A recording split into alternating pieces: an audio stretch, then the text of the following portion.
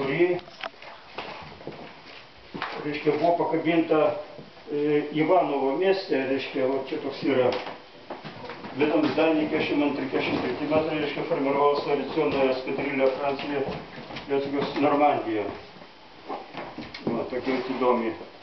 Ну, tai buvo, žinot, kada... Pala, nenuėjau. Kažką, gerai matyti, neblizga.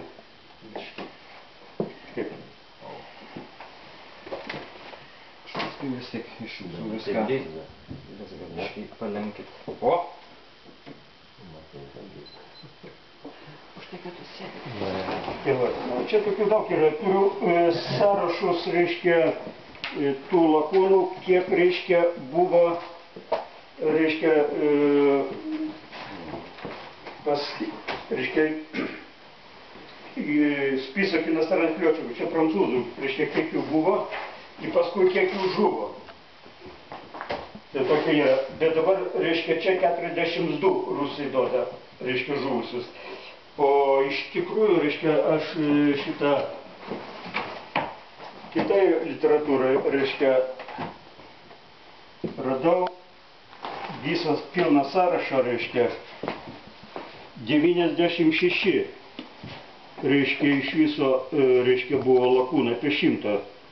Ir dabar iš jų paskutinį, kurie, reiškia, žuvo, ir tokie, nu, buvo be pergalių, 46 lakūnai, iš 46, 26 žuvo, kurie neturėjo nė vienos pergalės.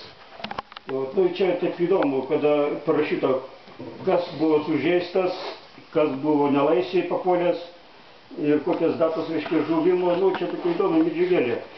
Ir paskiau yra įdomi ta informacija tokia, aš nežinau, visi girdėjo ten šitą 44 gruodžio 9 dieną, ten į Maskvą buvo Degolis atskridęs, reiškia, ir buvo planuota, kad jis atvažiuos į Alytų pasižiūrėti, kaip čia normandai gyvena.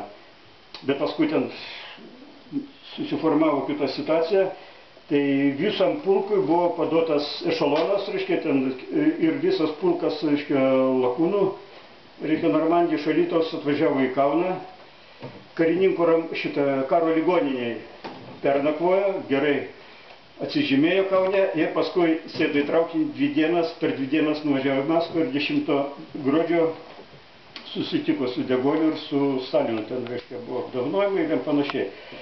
Aš sakau, būtų gerai gal ant karo ligoninės ir lentą gal pakabyti, kad čia buvo Normandija, Nemuno, 1 parą gyveno.